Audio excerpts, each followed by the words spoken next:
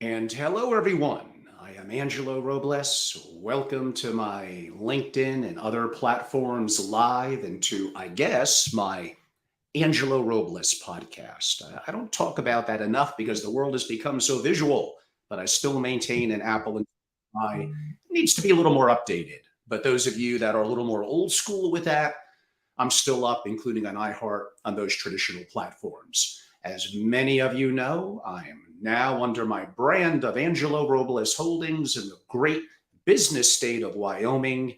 I have my brands in the family office community, which is my professional passion and love, Billionaire Mastermind, SFO Continuity, and of course, Family Office TV.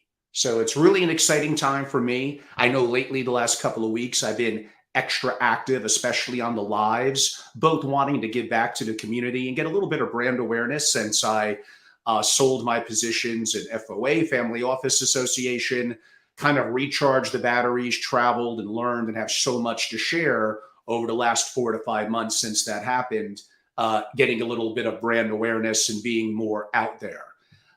Today was a double day. I had a great guest on kind of a human machine interface, Zoltan Istan, and now I'm going to do a little solo, probably relatively short, effectively on an aspect of best practices within a family office. But I do enjoy giving these and feel an obligation to do work and give back to the community. If nothing else, it's the right thing to do. But again, I also do run a business. So a lot of all my socials are, of course, free. And I give a lot away on LinkedIn, on obviously on YouTube at Family Office and at Family Office TV. Go and subscribe. Be a super chatter too. Would love you a little more. So don't forget about that. Those of you that want to be supportive, I greatly appreciate it. And even my Angelo Robles media on some of my other platforms like Instagram, like Twitch, and my Rumble, which probably by later August will really get rocking because there's no restrictions. I could have very unique guests on. And I think the pride that I take is my knowledge on geopolitics, the economy, wealth, billionaires, and of course, family offices, and asking interesting questions to great guests, and sometimes doing a good old fashioned solo as well. Although, admittingly, I do agree, those probably are a little bit more boring, but hopefully appreciated whatever I could get back to the community. But again, on August 15th, that's going to dwindle down a bit. I'll probably do a consistent live on Thursday night because I want to and I want to give back. And my platforms will still have interviews, I guess you could say, after the fact. But to really be active at the moment and interact and get a good part of the private interview and recording that I do with these amazing thinkers and ask them the toughest questions that you could be interactive at the moment and participate in, you're really going to have to go to angelorobles.com on that Tuesday, August 15th, when it is rolled out and the opportunity to be a part of. And we have some incredibly effective options at Family Office TV and even Billionaire, my broadly under Billionaire University to be a part of, and more substantial at Billionaire Mastermind and SFO Continuity, really for those that really are completely dedicated to the world of great wealth as a principal, as an executive in a family office who want to be interactive with the best, most creative, cutting edge content. And it's not just me. I directly and indirectly, after 20 years in the community, have a pretty interesting global dream team. And some of them you might have heard a little bit about the last couple of weeks in my program. Great people like Adam Robinson and Ian Burlingame and David Hunter are great thought leaders that I've gotten to know more personally and have some level of access to, and looking to do more proprietary work with just so many others, the best of the best in legal, geopolitical, and the work that we could all do together to be a benefit in the community. So today, probably a little bit of a dry topic in best practices. And in this topic, I was better at writing it than I'm necessarily at talking about it. So for parts of what I'm going to talk about, you are going to see my eyes look down and look at my notes. So my words could be very, very succinct. Outcome bias in the SFO, using data analytics and statistics to better quantify results. So the context behind that is practically every family office is more qualitative. That's understandable. Families are emotional and sensitive. Certain things are hard to be quantifiable within the family office. Probably investments and other aspects would be relatively the easiest. But even then, was it luck? And what is outcome bias in the end? And sometimes it is hard to necessarily quantify that. So a challenge is you don't know what you don't know, especially in benchmarking or comparison to other SFOs. You may be okay, but is that like the 12th man on the bench of an NBA team? You're in the NBA, kudos, that's rare, that's awesome. But are you, I hope, as a family and as an executive, don't you want to be kind of like the LeBron James? You want to benchmark and compare relative to your goals, the goals of that family office, which the executives will now know what I'm talking about. My God, you family members move the goalpost and change that all the time anyway. But welcome to the world of the single family offices. And my friends in the family office community that work at an SFO, imagine all those that want to work at an SFO and don't really understand the nuances and sometimes how thankless and how hard it really is. But we're trying to raise the bar for everyone. So I think that's really going to be a big, important point. And I know I harp on that a lot. Dare to be great. Push the boundaries. What's going on now in the family office world is often kind of dated. It's not so great. The industry, man, needs a major, major revamp, which was one of my reasons, inevitably, for selling FOA and having that time to travel, reflect, and learn and move forward. Like with new knowledge and new connectivity in all sorts of creative and other fields that changed my mind and my perspective, and the opportunity to share that, and with, again, what I would define as kind of my dream team and thought leaders. So for me, I know maybe not for everyone, but man, I just live and breathe the SFO world. I woke up before I went to New York Giants training camp a couple of nights ago, like 3 o'clock in the morning, and couldn't get back to sleep, or I only slept in an hour from 5 to 6, where I had to get up to go to New Jersey to go to MetLife Stadium for the great New York Giants. You think Super Bowl champs this year? Is that possible, everyone? Probably a long shot. But the gist of it is, my mind was racing, taking notes about all these ideas that I had that are maybe a little off the beaten path in the family office world. But again, the importance is people is number one. They're number one. It's not even close.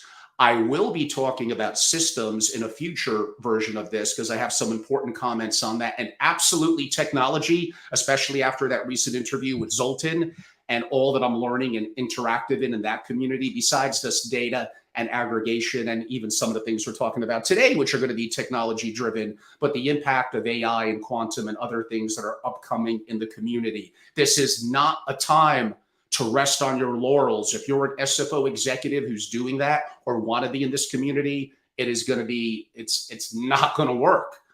People like me are bringing too much awareness to the principals and the families in terms of we all have to get better. We have to rise that tide and make it more of an opportunity for those that want to work in the community with a career track and an opportunity to be compensated properly and have it be good all the way around. But when it comes to people, it's the competency, identifying blind spots, and putting your ego aside.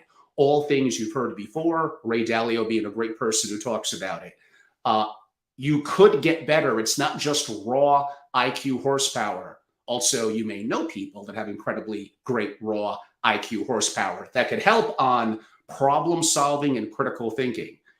That's where ego could come in. Oh, I'm smart. I know it all. You probably are pretty smart and you may know a fair amount, but wouldn't you be better having a team, both in-source and outsource, that you could be a little bit more careful with, that you could go back and forth with, and the best idea wins, not the person with the best title who's getting paid the most. And I keep on harping into what I always say about we really only have time and energy, and money is just a way that we value. That's the right word. That we value those two things. So again, I'm going to begin. I may take a break here or there to catch up on a breather. I don't know. This will probably be ballpark about 10 minutes. Then I'll make it more interactive as best I could. Thank you, Omar. Keep the chats coming, by the way. Happy to get questions. I believe on LinkedIn and YouTube, it shows up in my StreamYard feed, which is what I use on my live. So we do want you to be interactive and comment and ask questions. And already someone has texted me, Angelo, do you wear the same suit all the time? The answer to that is no. I do love double-breasted. I have a gray, a blue, I have a stripe, I have a yellow one, and I have a other variation of a blue one. But I do tend to prefer darker colored suits. And sometimes on screen, without ultra high res cameras, the gray and the blue does tend to look a little similar, by the way. So thank you for pointing that out. Yes, I wear different ties. And yes, as someone else notes, boy, I really got my friends chirping away today. Is my beard a little too long? Well, that is debatable, but it is my beard at the end of the day. So outcome bias in the SFO using data analytics and statistics to better quantify results. Again, for the best context of this, most of it is going to be red, so my eyes are going to look down. When I get a little more tech savvy, I guess it could be scrolling from my screen, but not there yet. So data analytics and statistics are commonly better quantifiable metrics in measuring and enhancing success in certain aspects of the single family office than traditional, outcome dependent management thinking that doesn't measure was the outcome luck, a rising tide, hard to duplicate, etc., or skill. Simply data analytics and statistics should help the SFO make better, more informed, and consistent, a keyword again, decisions. Data analytics observes trends and patterns in data. That would be a classic definition. Statistics validates those theories using scientific processes. As I have discussed many times, far too many SFOs lack rigor and lack institutional level standards in their operations and decision making. Too often, we are provided the old adage, it's how the family feels about our worthiness and value as an SFO. This is not to be discounted. Trustworthiness, communication, and other qualitative measures as to how the family feels is very important. God damn, sometimes I'm actually a pretty good writer. I wish I could talk that well all the time. Perhaps it's even 51% qualitative. I'm willing to give you that. But would you agree that we need more quantitative metrics, both on the family and the SFO side? And even if it's going to be 51-49, it is going to be and should be relatively close. This leaves a large gap when success is not quantifiably measured and what the family thinks is success, perhaps even the SFO does, is actually beta randomness and might even be below par, dare I say. This was a challenge among sports teams decades ago. Success is determined by outcomes, wins versus losses. And those outcomes are far easier to identify in sports than in an SFO. However, in a competitive environment where sometimes money mattered in buying talent, as well as drafting and grooming talent, the equation became more quantitative driven. Sports teams make better decisions, henceforth win more games. We've all seen, what was the name of the movie about the GM of the Oakland A's back, I guess, more so in the early to the 90s. Billy Beane was the GM's name. I'm a pretty good baseball fan, but I'm forgetting the name of the movie. But it was a great Michael Lewis book. He's an incredible author. So now if you're a team in sports that doesn't do analytics, what the hell is wrong with you? And I think it's been, again, of course, analytically proven that the teams that marry the combination of both, because it's not all quantitative. There's the concept of not just having the right players in the right spot and making the right decisions in management, AKA a coach, which helps from a sports perspective, but what the players have to kind of gel and work both individually and together. And managing those egos like a great coach like Phil Jackson was so amazing at over the years. So of course, that is still important. The sports community began to realize that the brightest minds in sports didn't work at sports teams at the time. However, they were data analysts and statistics professionals. Sports teams adapted, and now every team employs and outsources to data analytical and statistical services in quantifying their Moneyball. There you go. That was the name of the movie. See, that's why the chat features, you're all So awesome. I appreciate you. However, in that every team does this, the edge now becomes less pronounced. You don't have to worry about that in an SFO because so few do it anyway. By the time it reaches mass adoption, I think that's going to take like forever.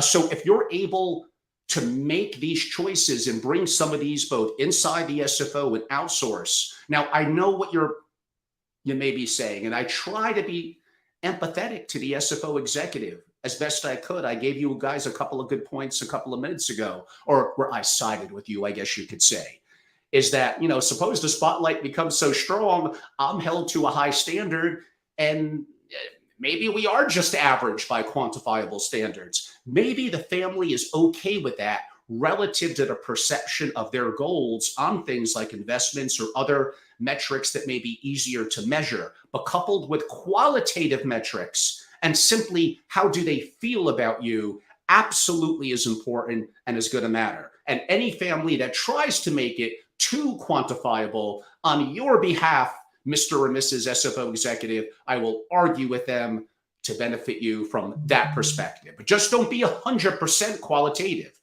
Understand that.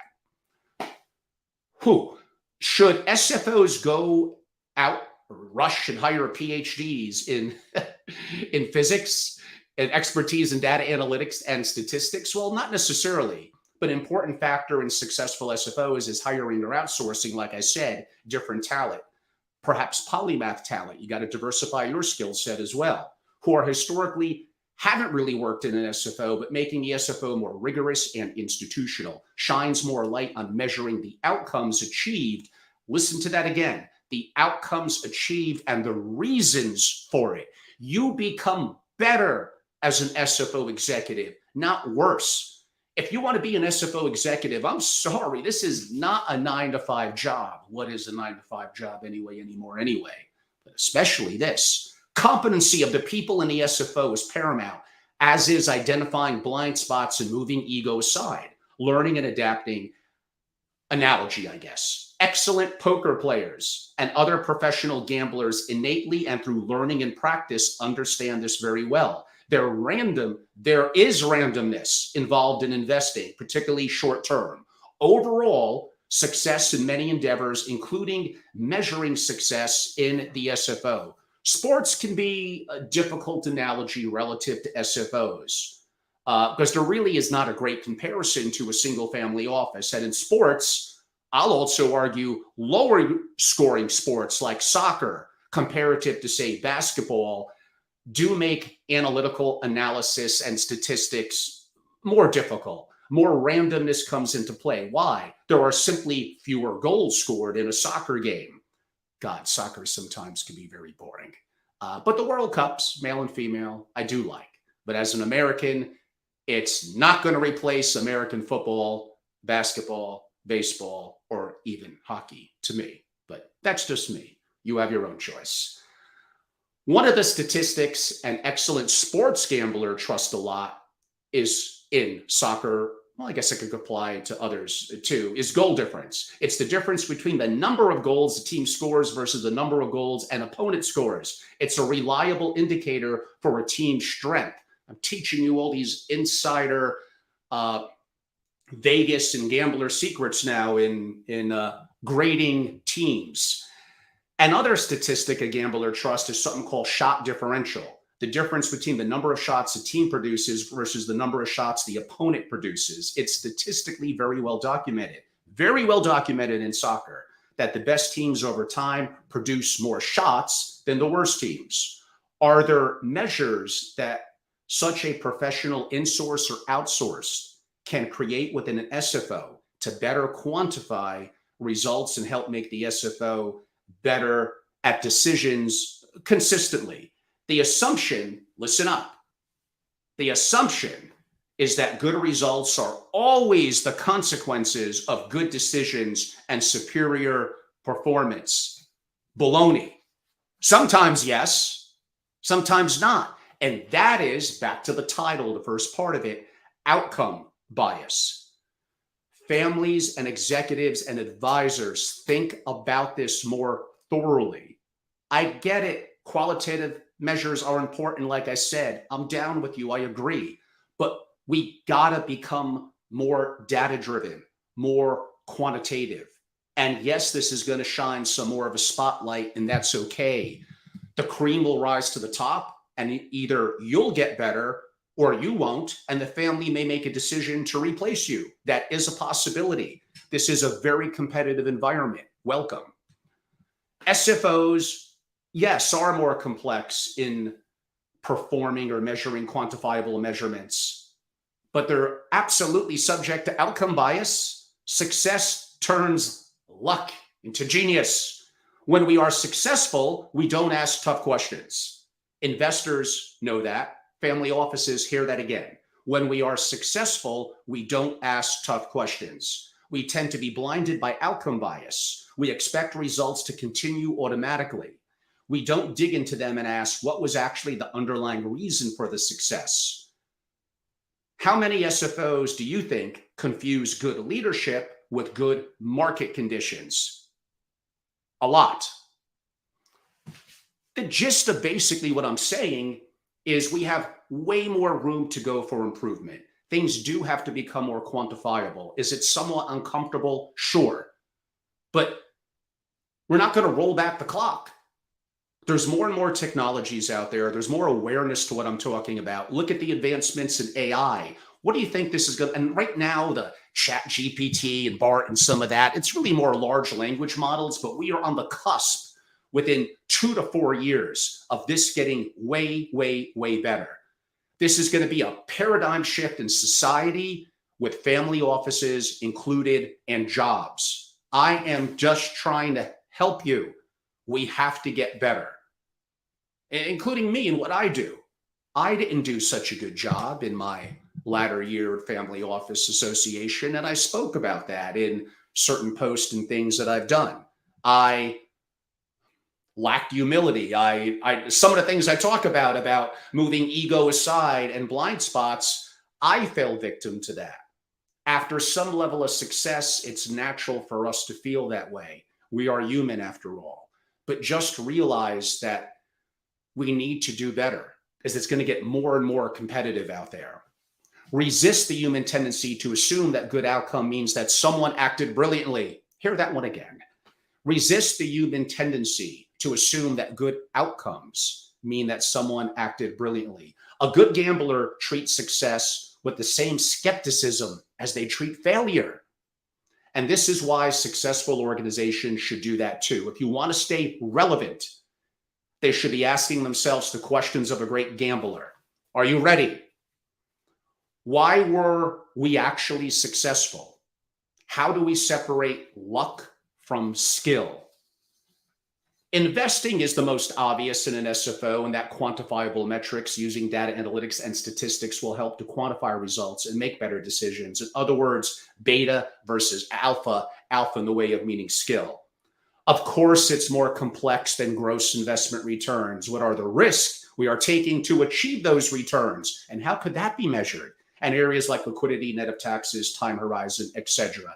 AI is changing everything. So I would like to give credit. The backbone of what pushed me to write 5 or 6 pages on this about a month or two ago and embed it in the work that I do with family offices and reach out to AI professionals and others, enhancing my knowledge and the depth of my Rolodex to help family offices, comes from a lot of the research and prior writing of Rasmus Ankersen, a Danish entrepreneur with a passion for cracking the secrets of high performance. So kudos to him. I reached out to him on Twitter to see if he would like to come on one of my super long, of course, like 2-hour interviews, and he didn't respond. He's probably a smart man. But I don't give up easy. I will stay at it, and I will keep on trying. So I thought this was important. Again, honestly, there's some things where I am pretty good as a dynamic presenter and just talking straight up. But there are some things where I'm better in writing. And although it's maybe not quite as dynamic to look down and read from it, I tried the best I could. Hopefully, I don't know, maybe my voice makes things come to life. But I felt that would provide more context. Again, outcome bias in the SFO. There's so many damn biases. The one you're probably most familiar with, and we all are subject to it, confirmation bias. So outcome bias is an other. And this goes back again to people, the right people in the right bus, competency, identifying blind spots, and putting ego aside. We all have to get better. This is a very, very challenging world. It's getting harder. It's going to be harder for our children, for our grandchildren. It's going to be harder for us. I spoke and have spoken about the importance of building up a certain amount of capital, which probably is tens of millions of dollars, to have somewhat of a level of freedoms in today's world, which is more challenging moving forward. I think I push boundaries. I get that. I make mistakes. I make them a lot, but I try. And this is completely a 24/7 passion of mine. This is not a part-time job. It's not a second gig that I do. This is my life. And at my age, that bridge has been burned to do anything else a long time ago. In other words, I'm an old man, and I'm okay with that. And that motivates me and pushes me to constantly, where maybe I didn't quite do that a year or two ago, but to constantly for the opportunity of learning from my past mistakes and getting better, and taking the opportunity over the last couple of months to reflect, to read, to learn, to talk, to Zoom, to travel internationally, to meet with billionaires, successful families, thought leaders, and of course, incredible SFO executives, and find out, adding to what I already might have known as to who are the LeBron Jameses, the Michael Jordans, the Mike Trouts, the, like name me a great soccer player. Pelé, but that's a little bit dated, I know. Cristiano. So there you go. Who are the best of the best? And study them. Ask them hundreds of questions sometimes. Questions they get uncomfortable with. Have you had an IQ test? When did you get married? When did you fall in love? Tell me about I ask crazy shit. Even more crazy than the ones I often ask during interviews. And I hope by some of you that's appreciated. Again, I am not vanilla. I am not down the middle. I don't look it. I don't act it. I don't talk that way.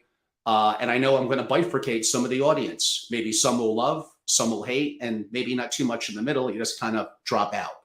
But hopefully appreciated for the topic that I brought to the forefront today. And yes, this topic will make its way into one of my masterclass programs that I'm designing for families of wealth in the family office community. More of that is going to be discussed on angelorobles.com. Not now, it's garbage now. Wait until, again, Tuesday, August 15th. God, I hope that date holds up. But yes, Tuesday, August 15th. Besides my two other core master classes, this will be a third, probably by the end of the year. And the faculty and instructors in it are not just me. I'm a part of it, but it's others. And bringing you the best cutting edge content in the family office world. I spend sometimes tens of thousands of dollars a year downloading competitors' content, going to programs. I went to Milken. That was kind of expensive for me this year. I've done everything, and I look to learn. I want to be adaptive as to how things are changing. And honestly, a lot of what's out there, it's just not that good, especially in the family office world. You think a lot of these events and programs are good? They're not.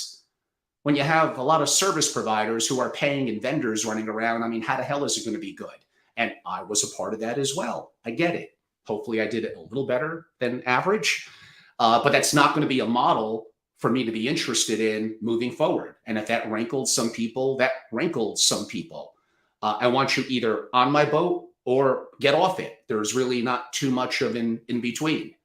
So that opportunity for me to be more of a deeper thinker, a critical thinker, a more creative thinker, and have the depth of Rolodex that I have around the world, come and join what I'm a part of, and you instantly, jump into all that. What I've learned from interviewing Tony Robbins several times for multiple hours each is, you're all smarter than me. You could probably accomplish what I've done in lesser amount of time. So what? It doesn't take you 18 years. It takes you 8 or 9 years. It's a long time. Is it worth it to pay some money to accelerate your network, your knowledge, and your connectivity? And that's where it's going to be at moving forward. It's not just having $30 or $50 million, although damn it, that is important. Let's just be honest. It's having the depth of network that's global. And that's where I could help. And I could help effectively from the get go. You just have to use me more if you're paying me and you're a part of what I'm doing. So again, especially August 15th, go to angelorobles.com. In the meantime, still a fair amount of free content. The lives are going to be slowing down, probably just Thursday nights in about 2 more weeks moving forward. But I'm still going to be on YouTube at Family Office, at Family Office TV. Go and follow me on LinkedIn, at Family Office on Twitter, and Angelo Robles Media on Instagram, which is more fun and social, not too business centric. Although sometimes I'll drop a little bit of my philosophy and poetry. You never know. And Rumble, where I could really let it rip on certain geopolitical interviews coming up a little later this month, an interesting guest or two. And even on Twitch, where the young ones hang out, and still trying to kind of figure some of that out. So enough about that. I hope you're all having a great summer. Okay, thank you so much, LinkedIn user. I don't see the name. It is time for me to say goodbye. It's a Friday. I am going to go read a little bit, go into an intense exercise program, which I don't want to do, but discipline. Discipline means I have to do it and I can't take days off, and then have an interactive time with my son and family this weekend. So appreciate all of you. Thank you so much. Feel free to follow me, and look forward to sharing much more in the coming weeks to months to years to come. I am going nowhere. I love what I do. Thank you.